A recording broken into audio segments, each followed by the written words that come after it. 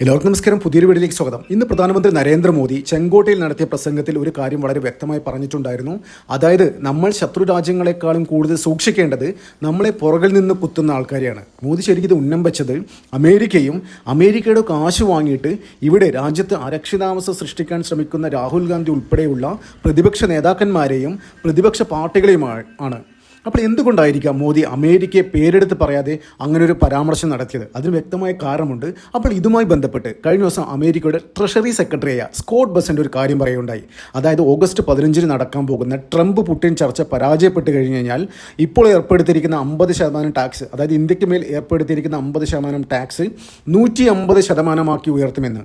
ഞാനൊരു കാര്യം ചോദിച്ചോട്ടെ, ഈ അമേരിക്കയും റഷ്യയും നടക്കുന്ന ചർച്ചയിൽ അത് പരാജയപ്പെട്ട് കഴിഞ്ഞ് കഴിഞ്ഞാൽ എന്തിനാ ഇന്ത്യയുടെ മേക്കിട്ട് കയറുന്നത്? കൂടാതെ ഈ സ്കോട്ട് ബെസന്റ് ഒരു കാര്യം പറയുണ്ടായി, അതായത് ചില യൂറോപ്യൻ രാജ്യങ്ങളോടും ചില ആഫ്രിക്കൻ രാജ്യങ്ങളോടും, അതായത് ഈ സംഭവം പരാജയപ്പെട്ട് കഴിഞ്ഞാൽ, ട്രംപ് പുടിൻ ചർച്ച പരാജയപ്പെട്ട് കഴിഞ്ഞ് കഴിഞ്ഞാൽ നിങ്ങളും കൂടുതൽ ടാരിഫ് ഇന്ത്യയുടെ മേൽ അടിച്ചേൽപ്പിക്കണമെന്ന്.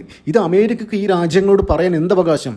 ഞാനൊന്ന് ചോദിച്ചോട്ടെ, ഈ ഉക്രൈൻ റഷ്യ യുദ്ധം തീർക്കാൻ അമേരിക്കക്ക് പറ്റുന്നില്ലെങ്കിൽ അതിനെന്തിനാണ് അതിൽ ഇന്ത്യയെ വലിച്ചിഴക്കുന്നത്? നിങ്ങൾ കുറച്ച് യൂറോപ്യൻ രാജ്യങ്ങളും അമേരിക്കയും തമ്മിലുള്ള പ്രശ്നത്തിൽ ഏഷ്യയിലെ ഒരു മൂലക്ക് കിടക്കുന്ന രാജ്യത്തിന് എന്തിന് വലിച്ചിഴക്കുന്നു? ഇവർക്ക് അമേരിക്കക്ക് എന്ത് അധികാരം മറ്റു രാജ്യങ്ങളോട് നമ്മുടെ രാജ്യങ്ങളുടെ മേൽ അധിക ചുങ്ക ഏർപ്പെടുത്തണം? അവരോട് പറയാം, ഇവർക്ക് എന്ത് അധികാരം? അപ്പോൾ മൊത്തത്തിൽ ഇന്ത്യ ഒറ്റതിരിഞ്ഞ് ആക്രമിക്കാൻ തന്നെയാണ് അമേരിക്കയുടെ തീരുമാനം. അതുകൊണ്ട് തന്നെയാണ് മോദി വളരെ വ്യക്തമായി പറഞ്ഞത്, അതായത് പാകിസ്ഥാനോട് ചൈനയോട് നമ്മൾ പുറത്താൽ പോലും ഇവന്മാരോട് ഒരു കാലത്തും നമ്മൾ ഒരു കോംപ്രമൈസും ചെയ്യാൻ പാടില്ല എന്ന്. വെറുതെ അല്ലാണ്ടല്ലോ. ഇപ്പം മനസ്സിലായില്ലേ എന്തുകൊണ്ടാണ് മോദി അമേരിക്കയുടെ മുന്നിൽ ഇനി 100 അല്ല 200 അല്ല 500% ടാക്സ് ഏർപ്പെടുത്തി കഴിഞ്ഞാലും മുട്ട് മടക്കില്ല എന്ന് പറഞ്ഞത് എന്തുകൊണ്ടാണ്? അത് നെഞ്ചു വിരിച്ചെന്ന് പറഞ്ഞത് എന്തുകൊണ്ടാണ്? ഇതൊക്കെ കൊണ്ട് തന്നെയാണ്. ഇവന്മാരെ ഒരു കാലത്തും വിശ്വസിക്കാൻ പറ്റില്ല, ഒരു കാലത്തും നമ്പാൻ പറ്റില്ല. അതായത് ശത്രുക്കളെ നമ്പിയാൽ പോലും ഇത്തരത്തിലുള്ള ആൾക്കാരെ, പുറകുനിന്ന് കുത്തുന്ന ആൾക്കാരെ നമ്പാൻ പാടില്ല എന്നാണ് മോഡിയുടെ ഒരു സ്റ്റാൻഡ്. അത് വളരെ സത്യമാണ്. ഇവർ ശരിക്കും കുറച്ച് യൂറോപ്യൻ രാജ്യങ്ങളും അമേരിക്ക അവരുടേതായ താല്പര്യങ്ങളുണ്ട്. അവർക്ക് ഈ അമേരിക്കക്ക് ഇടപെട്ടിട്ട് ഇത് തീർക്കാൻ പറ്റിയില്ലെങ്കിൽ ഇവർ പിന്നെ എന്തിനാണ് ജീവിച്ചിരിക്കുന്നത്? ഇപ്പം അമേരിക്കയുടെ ആവശ്യം എന്ന് വെച്ച് കഴിഞ്ഞാൽ, അതായത് ഈ സ്കോട്ട് ബെസന്റ് ഇങ്ങനൊരു ആവശ്യം, അതായത് ഒരു ഭീഷണി മാതിരിയാണ് പറഞ്ഞിരിക്കുന്നത്. അപ്പോൾ ഈ ഭീഷണി എന്തിനാണെന്നറിയോ? ഇന്ത്യ ഇടപെട്ടിട്ട് റഷ്യയുടെ മേൽ പ്രഷർ ചെയ്യണം. അതായത് നിങ്ങൾ ഉക്രൈൻ റഷ്യ യുദ്ധം പെട്ടെന്ന് നിർത്തിയില്ലെങ്കിൽ അതായത് ഇന്ത്യ റഷ്യയുടെ പക്കൽ നിന്ന് വാങ്ങുന്ന ഓയിൽ അത് സ്റ്റോപ്പ് ചെയ്യും, പകരം അമേരിക്കയുടെ പക്കൽ നിന്ന് വാങ്ങും. അങ്ങനെയൊക്കെ ഇന്ത്യ റഷ്യയുടെ മേൽ പ്രഷർ ചെലുത്തണം. അത് അമേരിക്കയ്ക്ക് വേണ്ടിയിട്ട്. അതായത് അമേരിക്കയുടെ ആവശ്യം കൂടിയാണ്, അമേരിക്കയുടെ ആവശ്യമല്ല, ഡൊണാൾഡ് ട്രംപിൻ്റെ ആവശ്യമാണ് റഷ്യ ഉക്രൈൻ യുദ്ധം ഉടൻ അവസാനിപ്പിക്കണമെന്ന്. അപ്പോൾ അവസാനിപ്പിച്ചിട്ട് വേണം ഇന്ന് തന്നെ ഉണ്ടോ, ഇന്ന് August 15. അപ്പോൾ ഇന്ന് നടക്കുന്ന ചർച്ചയിൽ, അലാസ്കയിൽ വെച്ച് നടക്കുന്ന ട്രംപ് പുടിൻ ചർച്ചയിൽ എന്തെങ്കിലും, അതായത് ഉടനടി എന്തൊരു പ്രഖ്യാപനം ഉണ്ടാകുമെന്ന് വെച്ചോ, അതായത് റഷ്യയും ഉക്രൈനും തമ്മിലുള്ള യുദ്ധം അവസാനിപ്പിച്ചു എന്ന് ഡൊണാൾഡ് ട്രംപ് എന്തെങ്കിലും ഒരു ചെറിയൊരു കൺസിഡറേഷൻ റഷ്യ കൊടുത്തു എന്ന് വിചാരിച്ചു. അതായത് നമ്മൾ നോക്കാം, പരിഗണിക്കാം, ഉടൻ തന്നെ അവസാനിപ്പിക്കാം, അങ്ങനെ എന്തെങ്കിലും വാക്കുകൾ പറഞ്ഞിട്ടുണ്ടെങ്കിൽ തന്നെ ഈ ഡൊണാൾഡ് ട്രംപ് ഉടൻ തന്നെ കയറി അങ്ങ് സോഷ്യൽ മീഡിയയിലൂടെയൊക്കെ കയറിയിട്ട് അങ്ങ് ട്വീറ്റ് അങ്ങനെയുള്ള കാര്യങ്ങളൊക്കെ ചെയ്യും. അതായത് ഞാൻ ഇടപെട്ടിട്ട് റഷ്യ ഉക്രൈൻ യുദ്ധം അവസാനിപ്പിച്ചു, അല്ലെങ്കിൽ ഇത് വലിയൊരു ആണവ യുദ്ധമായി മാറിയേനെ, ഇതൊരു 3ാം ലോക മഹായുദ്ധമായി മാറിയേനെ എന്ന തരത്തിലുള്ള കാര്യങ്ങളൊക്കെ വേണമെങ്കിൽ വിളിച്ച് പറയാനുള്ള സാധ്യതയുണ്ട്. അത്രയ്ക്കും പൊട്ടനാണ് ഇദ്ദേഹം ഇപ്പോൾ ഒരു ലക്ഷ്യം വെക്കുന്നത് എങ്ങനെയെങ്കിലും, അതായത് ലോകത്ത് സമാധാനം ഉണ്ടാക്കിയെന്ന് കാണിച്ചിട്ട് നൊബേൽ സമ്മാനം വാങ്ങിക്കാൻ വേണ്ടിയിട്ടാണ് ഇപ്പോൾ ഈ പെടാപ്പാടുപെടുന്നത്. അതിന് പിന്നിൽ എന്താ വേറൊരു അദ്ദേഹത്തിൻ്റെ വ്യക്തിപരമായ ഒരുപാട് കാരണങ്ങളുണ്ട്. അതായത് ഇതിനു മുന്നേ നൊബേൽ സമ്മാനം കിട്ടിയ ഒരു പ്രസിഡൻ്റാണ് ബരാക് ഒബാമ. അപ്പോൾ അമേരിക്കയിൽ തന്നെ ഇപ്പോൾ തന്നെ ഒരു ചൂടേറിയ ചർച്ച ഈ ട്രംപിൻ്റെ അനുകൂലികൾ ഉയർത്തിവിട്ടിട്ടുണ്ട്. അതായത് ഒരു മുസൽമാനായ ബരാക് ഒബാമയ്ക്ക് നൊബേൽ സമ്മാനം കിട്ടി, എന്തുകൊണ്ട് ഒരു വെള്ളക്കാരനായ ഡൊണാൾഡ് ട്രംപിന് കൊടുക്കുന്നില്ല? അത്തരത്തിൽ പ്രചാരണങ്ങൾ ഇപ്പോൾ തന്നെ ഈ ട്രംപ് അനുകൂലികൾ അവിടുത്തെ വലിയൊരു ക്യാമ്പയിൻ തുടങ്ങിയിട്ടുണ്ട്. അതായത് വംശീയപരമായ കാർഡുകളൊക്കെ ഇറക്കിയിട്ടില്ല, വലിയ രീതിയിൽ ഇത് തുടങ്ങിയിട്ടുണ്ട്. ഈ നൊബേൽ പ്രൈസ് കൊടുക്കുന്ന കമ്മിറ്റിക്കെതിരെയും തിരിയാനുള്ള സാധ്യതയുണ്ട്. ശരിക്കും അവർക്ക് മേലൊരു പ്രഷർ, ഒരു സൈലൻറ്റ് പ്രഷർ കൂടിയാണിത്. അതായത് ഡൊണാൾഡ് ട്രംപിന് കൊടുത്തില്ലെങ്കിൽ അത് വേറെ രീതിയിലുള്ള പ്രത്യാഘാതങ്ങൾ അവർ നേരിടേണ്ടി വരുമെന്നില്ലേ. അപ്പോൾ ചെങ്കോട്ടയിൽ ഇപ്പോൾ മോദി നടത്തിയ ഈ പ്രസംഗം ഉണ്ടല്ലോ, അതായത് നമ്മൾ ചൈനയോടും പാകിസ്ഥാനോടും ക്ഷമിച്ചാൽ പോലും ഇത്തരത്തിലുള്ള അമേരിക്കയോട് പൊറുക്കില്ല എന്ന് പറഞ്ഞതിൻ്റെ ആ വാക്കുണ്ടല്ലോ, ചൈനയിൽ വലിയൊരു ആഘോഷമാക്കി മാറ്റിയിരിക്കുകയാണ്. അപ്പോൾ ചൈനയുടെ ഏറ്റവും പോപ്പുലർ ചാനലായ ചൈന ഗ്ലോബൽ ടെലിവിഷൻ നെറ്റ്വർക്ക് വലിയ രീതിയിൽ ഈ വാർത്ത പ്രചാരണം നടത്തിക്കൊണ്ടിരിക്കുകയാണ്. അപ്പോൾ അവർ തന്നെ. അപ്പോൾ ഇന്ത്യയും ചൈനയും അടുക്കുന്നതിൻ്റെ ഒരു വലിയൊരു സൂചന അവരും അവരുടെ എന്താ പറയുക അവരുടെ ജനങ്ങളോട് പറയുകയാണ്. അത് ഇന്ത്യയും ചൈനയും ഒരിക്കലും അമേരിക്കയെ നമ്പരുത്, നമ്മൾ ഒന്നിച്ച് നിന്നാൽ മാത്രമേ അമേരിക്കയെ കീഴ്പ്പെടുത്താൻ പറ്റൂ. ഒരു കാരണവശാൽ കഴിഞ്ഞാലും നമ്മളിടയിലുള്ള ഭിന്നതകൾ പരിഹരിച്ച് നമ്മൾ ഒറ്റക്കെട്ടായിട്ട് എന്താ പറയേണ്ടത് ഈ നരേന്ദ്രമോദി, ഷീ ജിൻ പിങ് ഒക്കെ ഒരുമിച്ച് നിന്ന് ഈ ഡൊണാൾഡ് ട്രംപിനെതിരെ, അമേരിക്കക്കെതിരെ ഫൈറ്റ് ചെയ്യണമെന്നാണ് ഇന്ന് രാവിലെ പോലും ചൈനീസ് എന്താ പറയുക ഈ നരേന്ദ്രമോദിയുടെ പ്രസംഗത്തിന് ശേഷം അവർ അവരുടെ എല്ലാ പ്രൈം ടൈം പരിപാടികളും മാറ്റിവെച്ചിട്ട് ഈ നരേന്ദ്രമോദി പറഞ്ഞ കാര്യങ്ങൾ അന്ന് ഏറ്റെടുത്ത് വലിയ ഡിബേറ്റ് നടത്തിക്കൊണ്ടിരിക്കുകയാണ്, വലിയ ചർച്ച എല്ലാ ചാനലും.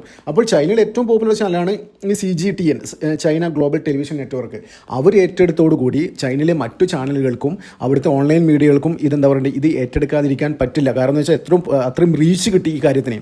അതിനൊരു പ്രധാനപ്പെട്ട കാരണം എന്ന് വെച്ച് കഴിഞ്ഞാൽ ഇപ്പോൾ അവിടെ നരേന്ദ്രമോദി ഉടൻ തന്നെ ചൈനയിലേക്ക് പോകുന്നു. അത് വലിയൊരു വാർത്തയാണ്. ഇതുവരെ എന്താ പറയുക ഈ ഷാങ്കായി നടക്കുന്ന ഈ സമ്മേളനം അതിന് വലിയ പ്രസക്തി ഇല്ലായിരുന്നു. പക്ഷേ നരേന്ദ്രമോദി ഇപ്പോഴത്തെ പുതിയ ജിയോ പൊളിറ്റിക്കലായിട്ടുള്ള മാറ്റങ്ങൾ സംഭവിച്ചുകൊണ്ടിരിക്കുമ്പോൾ നരേന്ദ്രമോദി ചൈനയിലോട്ട് ചെല്ലുമ്പോൾ അതിന് വലിയ പ്രസക്തിയുണ്ട്. ഈ ബ്രിക്സ് ഒക്കെ സംഭവിച്ചില്ലേ, അതുമാതിരിയുള്ള വലിയൊരു പ്രസക്തി ഏറാൻ പോവുകയാണ് ഈ ഷാങ്ഹായ് കോർപ്പറേഷൻ ഇതിന് വേണ്ടിയിട്ടില്ലേ. അപ്പോൾ എന്തായാലും ഇന്ത്യയും ചൈനയും ഒറ്റക്കെട്ടായി പോകണമെന്ന് തന്നെയാണ് ഇന്ത്യയും ചൈനയും ആഗ്രഹിക്കുന്നത്. അപ്പോൾ നരേന്ദ്രമോദി ഇവിടെ സ്വാതന്ത്ര്യദിന ഇത് ചെങ്കോട്ടയിൽ നടത്തിയ പ്രസംഗം അത് വലിയ ചൈന അപ്പോൾ തന്നെ അവിടെ തന്നെ വലിയ വാർത്തയൊക്കെ ബ്രേക്കിംഗ് ന്യൂസായിട്ട് കൊടുക്കുന്നു. അത് ചിലപ്പോൾ പാകിസ്ഥാനിലെ മീഡിയകൾ പോലും അവിടെ ചർച്ച ചെയ്യുന്നുണ്ട്. അതായത് നരേന്ദ്രമോദി ഇങ്ങനെ പറഞ്ഞ കാര്യം പാകിസ്ഥാനിൽ ചർച്ച ചെയ്യുന്നുണ്ട്. പക്ഷേ പാകിസ്ഥാൻ അവിടെ ചർച്ച ചെയ്യുന്നതെന്ന് വെച്ച് കഴിഞ്ഞാൽ അത് ഇന്ത്യക്കെതിരെ തിരിക്കാൻ വേണ്ടിയിട്ടാണ്. അപ്പോൾ എന്ത് തന്നെയാലും ഈ അടുത്തിടെ വരുന്ന മാസം നടക്കാൻ പോകുന്ന മോദിയുടെ ചൈന വിസിറ്റ് വലിയൊരു ആഘോഷമാക്കി മാറ്റാൻ തന്നെയാണ് ചൈനീസ് ഗവൺമെൻറ്റിൻ്റെ തീരുമാനം. അപ്പോൾ അത് ചൈനീസ് ഗവൺമെൻറ്റിൻ്റെ അണ്ടറിൽ തന്നെ ഒരുപാട് അവരുടെ ഒഫീഷ്യൽ ന്യൂസ് പോർട്ടൽസും അങ്ങനെയുള്ള കാര്യങ്ങളൊക്കെ ന്യൂസ് ചാനലുകളൊക്കെ ഉണ്ട്. അവർക്കൊക്കെ ഓൾറെഡി നിർദ്ദേശം നൽകി കഴിഞ്ഞു. ഇനി വരും ദിവസങ്ങളിൽ എല്ലാ ദിവസവും ഇന്ത്യയുമായി ബന്ധപ്പെട്ട് നരേന്ദ്രമോദിയുമായി ബന്ധപ്പെട്ടുള്ള വാർത്തകൾ അടിക്കടി കൊടുക്കണം, നിരന്തരം കൊടുക്കണം. അപ്പോൾ വലിയൊരു റീച്ച് കിട്ടണം. ഈ ഷാങ്ഹായിൽ നടക്കുന്ന ആ ഉച്ചകോടിയിലുണ്ടല്ലോ വലിയൊരു റീച്ച് കിട്ടണം. അതൊരു ഗ്ലോബൽ ഫേസ് ഉണ്ടാക്കിയെടുക്കാൻ വേണ്ടിയിട്ട് ഓൾറെഡി ഷീ ജിൻ പിങ് തന്നെ നേരിട്ട് ഇത്തരം മീഡിയകൾക്ക് ചൈനീസ് സർക്കാർ അതിന് നിർദ്ദേശം നൽകിയിട്ടുണ്ട്. അപ്പോൾ അതിൻ്റെ ഭാഗമായിട്ട് തന്നെയാണ് ഈ ചൈനയുടെ ഏറ്റവും പോപ്പുലർ ചാനലായ ഈ CGTN ഇത് മോദിയുടെ വാക്കുകൾ വലിയ ചർച്ചയാക്കുന്നത്. പിന്നെ രാഹുൽ ഗാന്ധിയുടെ പരാമർശമുണ്ട്. അതായത് അമേരിക്കയുടെ അച്ചാരം വാങ്ങിയിട്ട്, ഡീപ് സ്റ്റേറ്റിൻ്റെ ഒക്കെ അച്ചാരം വാങ്ങിയിട്ട് ഈ അടുത്ത കാലത്ത് വലിയ രീതിയിലുള്ള പ്രക്ഷോഭങ്ങൾ, കുൽസിത പ്രവർത്തനങ്ങളാണ് രാഹുൽ ഗാന്ധി ഇവിടെ നടത്തിക്കൊണ്ടിരിക്കുന്നത്. ഈ വോട്ടർ പട്ടിക വിവാദം, ശരിക്കും ഇതൊക്കെ ഉണ്ടല്ലോ നരേന്ദ്രമോദിക്കും കേന്ദ്ര സർക്കാരിനും അനുകൂലമായി വന്നുകൊണ്ടിരിക്കുകയാണ്. ഇവരിങ്ങനെ ഓരോ വിഷയങ്ങൾ ഉന്നയിച്ചിട്ട് ഇവരുടെ കലാപം സൃഷ്ടിക്കുകയാണ്. അതായത് അവർക്ക് തന്നെ മനസ്സിലായി തെരഞ്ഞെടുപ്പ് പ്രക്രിയയിലൂടെ അവർക്ക് ഒരിക്കലും ഭരണത്തിൽ വരാൻ പറ്റില്ല. അപ്പോൾ ഇത്തരത്തിലുള്ള ബംഗ്ലാദേശിൽ ഉണ്ടാക്കിയ മാതിരിയുള്ള കലാപം ഇവിടെ ഉണ്ടാക്കിയിട്ട് അങ്ങനെ അധികാരത്തിലെത്താം, അങ്ങനെ നരേന്ദ്രമോദിയെ വലിച്ച് താഴെയിടാം എന്നൊക്കെയാണ് രാഹുൽ ഗാന്ധി സ്വപ്നം കണ്ട് കിടക്കുന്നത്. അപ്പോൾ ഇതുമായി ബന്ധപ്പെട്ടാണ് അവരുടെ ഹാൻഡിൽസ് നിന്നൊക്കെ ഈ രാഹുൽ ഗാന്ധി വോട്ടർ പട്ടിക വിവാദം ഉയർത്തിവിട്ടില്ലേ.